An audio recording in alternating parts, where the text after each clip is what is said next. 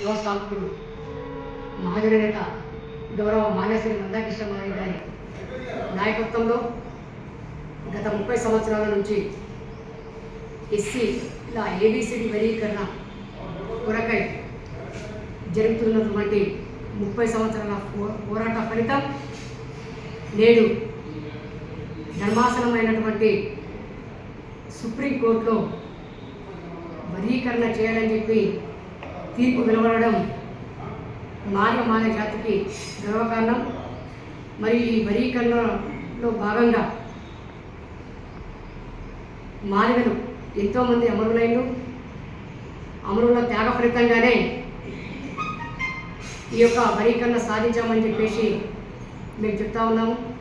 అదే సమయంలో వర్గీకరణ పోరులో మానవ జాతి అండగా ఉంటూ మేము మందాకృష్ణ మాదిగ నాయకత్వంలో గత 30 సంవత్సరాల నుంచి అలుపెరగని రాజీ లేని నిరంతరం పోరాటం కొనసాగిస్తున్న తరుణంలో యావత్ మాదిగ జాతి కులాలకు నేడు వర్గీకరణ 30 సంవత్సరాల వర్గీకరణ పోరాటంలో ఎన్నో ఉద్యమాలు చేసి ఆ ఉద్యమాలకు అండగా ఉన్నటువంటి నా జాతి మాదిగ జాతి ప్రజలందరికీ కూడా పేరున అండగా ఉన్నటువంటి పేరున మాదిగ జాతికి కూడా ఎంఆర్పీఎస్ సామాజిక ఉద్యమాలను తెలియజేస్తూ ఈ యొక్క తీర్పుని సగౌరవంగా సుప్రీంకోర్టు వెలువరించడం సంతోషదాయకము.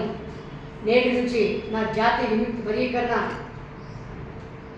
పోరాటంగా సాధించుకున్నటువంటి వర్గీకరణ ఫలాలను అందుకోబోతుంది. కాబట్టి ఈ యొక్క వర్గీకరణ సాధించడంలో గౌరవనీయ మాజీ నేత మందాకృష్ణ మాదిగ గారు పోరాట ఫలితంగానే అదే సమయంలో అమరుల త్యాగ ఫలితంగా ఈ యొక్క వర్గీకరణ సాధించుకున్నాం కాబట్టి ఈరోజు మరవలేని రోజు మాదిగ జాతికి వెలుగునిచ్చినటువంటి రోజు. కాబట్టి అందరికీ కూడా ఈ యొక్క వర్గీకరణ భాగస్వామ్యం అయినందుకు అందరికీ పేరు పేరున ధన్యవాదాలు తెలియజేస్తున్నాం.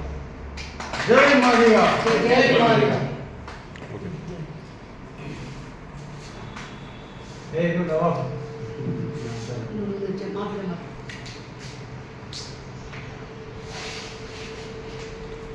జై మాదిగ, జై మాదిగ.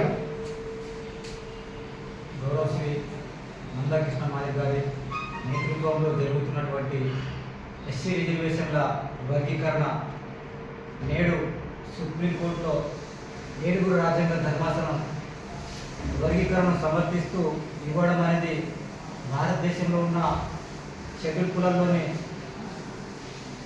ప్రజలందరికీ వెనుకబడిన కులాలందరికీ ఇది చారిత్రాత్మక తీర్పు అని ఈ సందర్భంగా నేను తెలియజేస్తున్నాను. అదేవిధంగా